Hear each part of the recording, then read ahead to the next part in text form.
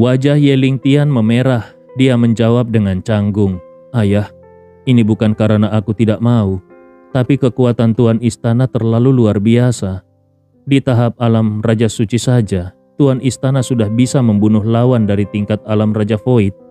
Aku ini seumur hidup pun tidak akan bisa menyusul. Tapi aku akan berusaha sekuat tenaga." Ye Jinming mengelus janggutnya, lalu mengepalkan jari-jarinya. Tetesan darah itu pun melayang ke telapak tangannya. Di dalam darah itu tampak bayangan huruf kuno. Ye Jinming berkata, "Lingtian, sebenarnya hal ini sudah diperkirakan oleh leluhur kita. Ketika keluarga kita jatuh, hingga ke generasimu ini, akar roh langit yang diwariskan oleh leluhur kita pun sudah hilang, hampir hilang. Karena itu, mustahil bagimu untuk meraih pencapaian tinggi dalam kultivasi. Leluhur kita sudah merancang rencana selama 1000 tahun. Aku, ayahmu, hanyalah salah satu bidaknya. Kau lihat darah ini adalah sesuatu yang ditinggalkan oleh leluhur untukmu. Nanti, aku akan menyuntikkannya ke dalam alis keningmu. Rasanya akan sangat menyakitkan, karena kekuatan di dalam darah ini akan secara paksa mengubah garis keturunan dan bakatmu. Untungnya dalam tubuhmu masih mengalir darah keturunan leluhur. Kalau tidak begitu, darah ini pasti akan membuat tubuhmu meledak dan mati. Mulai hari ini, ayah akan membuatmu terlahir kembali. Dengan begitu, kau layak berdiri di sisi Tuan Istana." Begitu kata-kata itu selesai, Ye Jinming mengarahkan satu jarinya dan langsung menembakkan setetes darah itu ke antara alis Ye Lingtian. Gustav menyaksikan semuanya dan akhirnya sadar. Ternyata Ye Jinming bukan secara tidak sengaja masuk ke dalam suatu tempat rahasia, melainkan tempat itu memang rahasia keluarga mereka yang sudah dijaga selama ribuan tahun, dan baru sekarang tempat itu benar-benar diaktifkan. Semua rencana rumit ini sebenarnya demi apa? Gustav memalingkan pandangannya ke Ye Lingtian. Saat ini tubuh Ye Lingtian kejang-kejang di tanah dan wajahnya penuh dengan ekspresi kesakitan yang mengerikan. Rasa sakit itu benar-benar luar biasa. Ye Jinming memandang anaknya dari atas dengan dingin lalu melanjutkan, "Ye Lingtian, bangkitlah. Darah yang mengalir dalam dirimu adalah darah seorang pejuang. Kalau bahkan rasa sakit seperti ini saja tidak bisa kau tahan, maka leluhur kita terlalu tinggi menilaimu. Kau hanyalah sampah.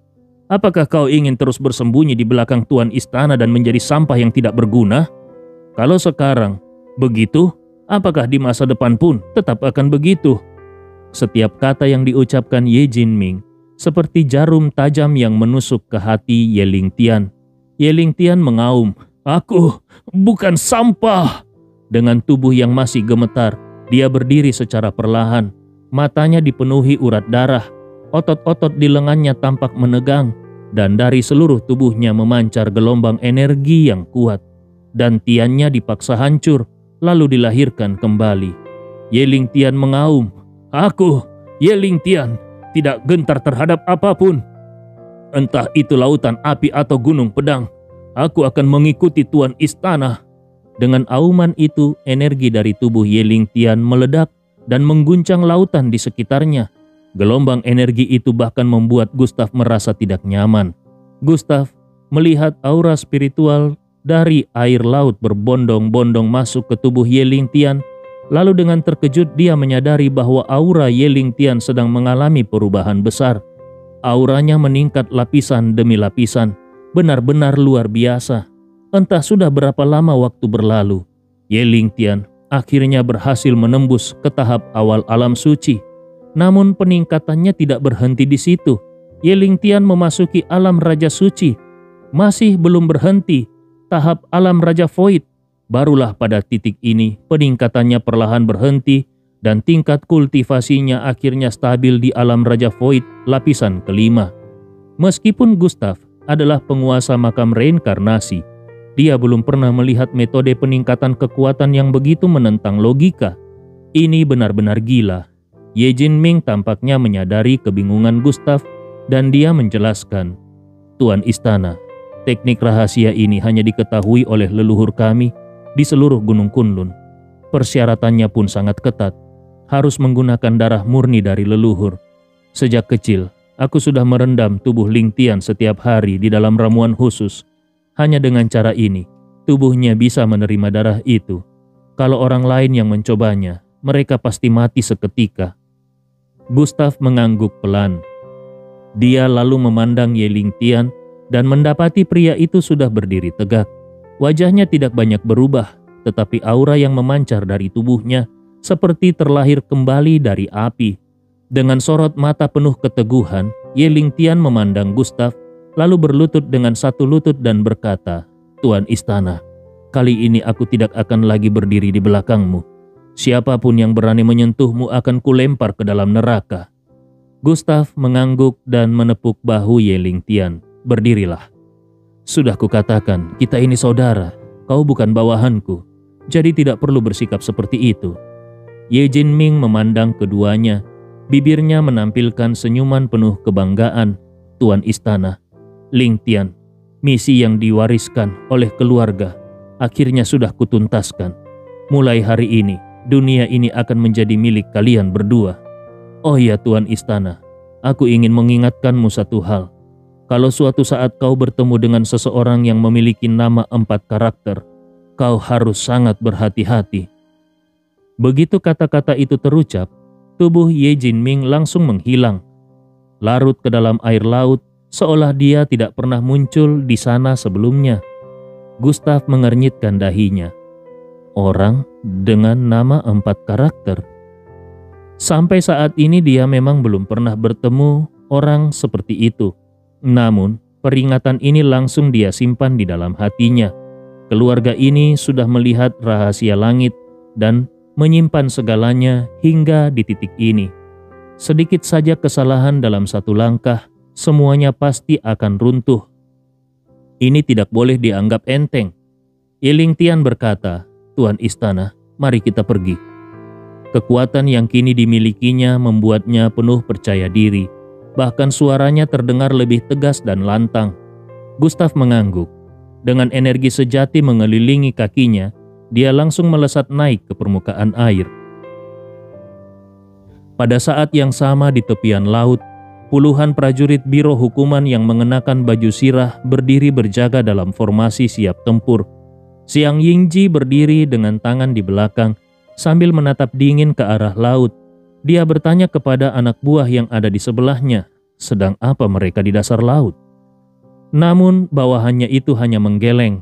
"Aku tidak tahu pasti, tapi laut ini termasuk cukup berbahaya. Kalau mereka menyelam sedalam itu, pasti ada sesuatu yang sangat menarik di bawah sana." Xiang Yingji mengerutkan keningnya, seolah sedang berpikir keras.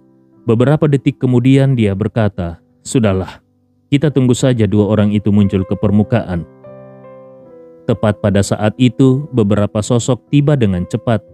Saat Xiang Yingji melihat pria yang memimpin di antara mereka, dia segera berbalik dan tersenyum. "Angin apa yang membawa tuan muda tertua keluarga situ datang ke tempat ini? Laut ini tidak memiliki pemandangan yang indah." Dia tentu tahu asal-usul pria dari keluarga situ itu. Namanya Situ Feng. Kultivasinya ada di tahap alam Raja Void tingkat 6. Memiliki beberapa kartu truf dan kebetulan baru saja masuk ke peringkat 1000 besar di daftar cakrawala. Meskipun pencapaian itu tidak buruk, namun di kalangan elit dia dianggap sebagai si buntut daftar. Bagaimanapun dia hanya peringkat terakhir. Kemunculan Situ Feng di tempat ini kemungkinan besar memang untuk mengejar Gustav. Begitu melihat Xiang Yingji, mata Situ Feng menyipit dan dia berkata dengan dingin, "Xiang Yingji, Gustav itu ada di sini bukan?" Xiang Yingji menjawab dengan nada bicara yang dingin dan penuh ketidakramahan. "Kau cukup cepat mendapat informasi. Tapi wilayah ini sekarang dikepung penuh oleh biro hukuman. Dan Gustav adalah target yang diserahkan langsung oleh keluarga Mo kepada kami. Kehadiranmu di sini bisa menimbulkan masalah." Situ Feng hanya tertawa dingin. "Lucu. Sejak kapan kota Linhai jadi wilayah kekuasaan biro hukuman? Kalau Nona Mo menginginkan bocah itu, kenapa aku tidak boleh ikut campur? Barang milik keluarga Ye belum ditemukan.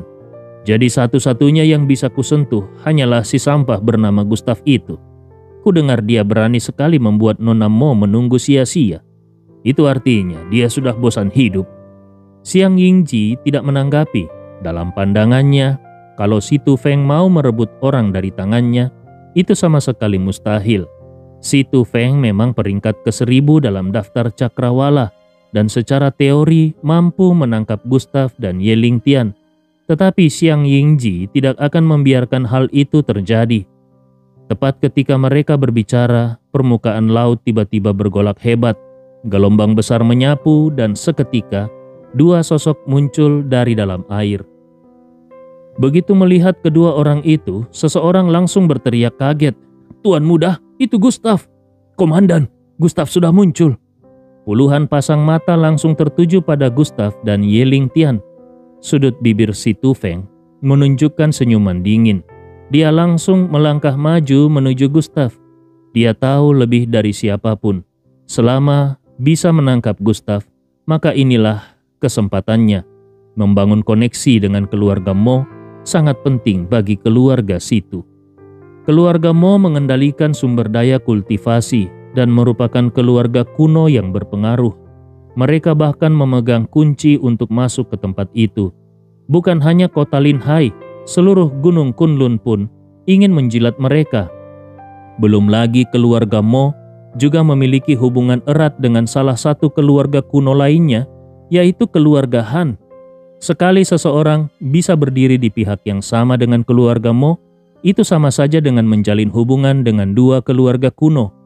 Di seluruh gunung Kunlun, adakah kesempatan yang lebih berharga daripada ini?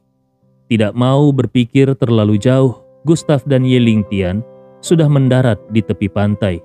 Begitu merasakan banyak tatapan mata mengarah kepadanya, ekspresi wajah Gustav menjadi sangat aneh.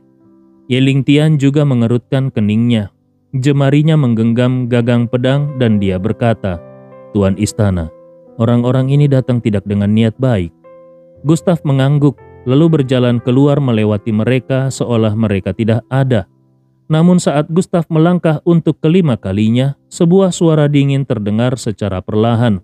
"Gustav, apa kau sudah pasti bahwa aku mengizinkanmu untuk pergi meninggalkan tempat ini?" 5 orang kuat segera melompat dan menghadang jalan Gustav dan Ye Lingtian. Aura pembunuh dilepaskan. Gustav berhenti melangkah, tapi tetap menatap lurus ke depan. Dia berkata dengan tenang, "Sepertinya kita tidak saling kenal." Si Tu Feng terkekeh beberapa kali. "Tidak saling kenal? Kau orang pertama di seluruh gunung Kunlun yang berani membatalkan janji dengan Nona Mo." Begitu mendengar ini, barulah Gustav sadar. Sial, karena kejadian mendesak tadi yang melibatkan Ye Lingtian, dia bahkan lupa memberi kabar. Membuat seorang gadis menunggu itu sudah kesalahan besar. Apalagi gadis itu adalah nona dari keluarga Mo di kota Linhai. Gustav hanya bisa menggeleng pasrah. Nasi sudah menjadi bubur. Nanti saja dia minta maaf langsung kepada Mo Ning. Bagaimanapun juga, kesalahan memang ada padanya. Tapi, apa hubungannya semua ini dengan orang-orang di depannya ini? Jangan-jangan mereka ini orang dari keluarga Mo. Gustav berpikir sejenak, lalu berkata, "Urusan dengan Nona Mo tentu akan aku selesaikan sendiri. Aku akan minta maaf kepadanya." Namun saat Gustav hendak berjalan pergi, 6 orang itu langsung mencabut pedang mereka dan mengarahkannya kepada Gustav. "Bocah bodoh, apa aku sudah bilang kau boleh pergi? Kalau aku, si Tu Feng, ingin menangkap seseorang, bahkan Raja Langit pun tidak akan bisa menghentikanku." Begitu kata-kata itu terucap, sebuah kilatan dingin menyambar. Kilatan itu terlalu cepat, bahkan saat si Tu Feng menyadarinya, sebuah pedang sudah menyentuh lehernya. Kemudian terdengar suara Ye Lingtian, "Kalau kau berani menyentuh Tuan Istana, maka aku Ye Lingtian akan memenggal kepalamu meski harus mengorbankan nyawaku." Si Tu Feng menoleh dengan kaget, lalu langsung murka saat melihat Ye Lingtian. Tentu saja dia tahu siapa Ye Lingtian, sampah dari keluarga Ye yang malah meninggalkan gunung Kunlun dan pergi ke Tiongkok. Berani-beraninya orang ini mengacungkan pedang padanya. Menurutnya Ye Lingtian bahkan belum tentu mencapai tahap alam Raja Suci. Ini benar-benar sebuah penghinaan. Tepat saat itu, Xiang Yingji yang sedari tadi diam, akhirnya angkat bicara. Peringkat terakhir daftar cakrawala ternyata bisa diancam pedang oleh seekor semut. Aku mulai ragu dengan reputasi daftar cakrawala. Si Tu Feng, jangan-jangan kau habiskan semua kultivasimu di atas perut wanita ya? Ucapan itu membuat si Tu Feng semakin murka. Tanpa berpikir panjang, dia merentangkan kelima jarinya untuk mencengkram pedang Ye Lingtian. Teriakannya menggema, "Pergi kau!" Pedang Ye Lingtian seharusnya hancur, tapi malah tidak bergerak sedikit pun. Bahkan si Tu Feng merasa kekuatannya seakan tersedot ke dalam jurang yang tidak berdasar. Ini tidak mungkin. Mata Ye Lingtian tetap tajam saat dia berkata, "Suruh para bawahanmu menurunkan pedang mereka. Kalau mereka berani mengarahkannya lagi ke tuan istana, aku jamin nyawamu akan kuambil." Kini Ye Lingtian punya hak untuk bersikap keras kepala. Kekuatan darah murni di dalam tubuhnya masih belum menghilang. Sebelum kekuatan itu lenyap, dia tidak gentar menghadapi si Tu Feng. Gustav sendiri sangat puas melihat perubahan pada Ye Lingtian. Dia melirik pedang-pedang yang mengarah kepadanya, lalu mengayunkan tangannya dengan ringan. "Semuanya, mundur." Hanya satu ayunan ringan, namun hal aneh pun terjadi. 6 pedang panjang itu seperti kerasukan, terlepas begitu saja dari tangan 6 orang itu dan langsung berjatuhan di kaki Gustav, seolah-olah bersujud dan tunduk kepadanya. Sekarang Gustav sudah benar-benar memahami teknik pedang 1000 jalan. Dengan sekali ayunan tangan, langsung muncul sebuah jurus pedang. Begitu jurus itu muncul, segala pedang lainnya langsung tunduk. Kecuali pedang spiritual tingkat atas, tidak ada yang mampu menahannya. Bagi Gustav, ini memang sebuah pembalikan telapak tangan. Tetapi di mata orang lain, ini seperti melihat hantu. Ke-6 orang itu menatap erat ke tangan mereka satu persatu. Lalu mereka melihat lagi ke arah pedang mereka yang ada di tanah.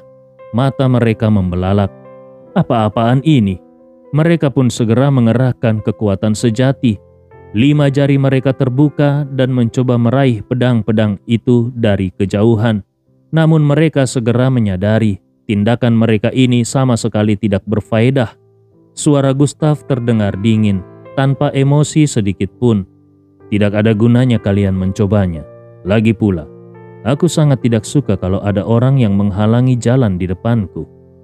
Tidak jauh dari sana, Xiang Yingji yang menyaksikan semua ini langsung terkesima. Senyum di wajahnya membeku. Di dalam hatinya muncul badai besar. Apa tadi itu? Bagaimana dia bisa mengendalikan pedang milik orang lain? Belum pernah kudengar ada hal yang seperti itu. Dia menatap Gustav lagi. Rasa meremehkan langsung lenyap, berganti ekspresi yang sangat serius. Dia merasa kalau Gustav pasti menyimpan rahasia besar. Sementara itu, karena posisinya menyamping, si Tu Feng tidak tahu apa yang terjadi. Tapi dari ujung matanya dia melihat ke-6 anak buahnya tidak bergerak. Amarah di dalam hatinya langsung membakar. Dia bahkan tidak peduli lagi kalau dirinya sedang diancam oleh pedang Ye Lingtian. Dia berteriak, "Dasar kalian sampah! Aku sudah dikepung pedang dan kalian cuma berdiri menonton." Ke-6 orang itu langsung menerima perintah. Meski tidak memegang pedang, mereka tetap menyerbu dengan tangan kosong seperti cakar ke arah Ye Lingtian. Mereka sangat yakin Ye Lingtian tidak berani melukai si Tu Feng. Paling-paling Ye Lingtian hanya gertak sambal. Namun sebelum mereka sempat bertindak terhadap Ye Lingtian, mereka baru sadar kalau Gustav sudah lebih dulu berdiri di hadapan mereka dan bertanya, "Apakah aku sudah mengizinkan kalian pergi?" Mendengar ucapan Gustav, mata ke-6 orang itu menyipit. Sorot mata mereka jadi buas. Salah satu dari mereka berkata, "Kami tidak tahu bagaimana kau membuat pedang kami kehilangan spiritualitasnya. Tapi, meski tanpa pedang, kami tetap bisa mengalahkanmu." Begitu kata-kata itu selesai diucapkan, salah satu dari mereka langsung mengayunkan tinjunya. Terdengar ledakan di udara. Semburan energi putih mengalir deras, seolah berubah menjadi pedang dan menembus ke depan.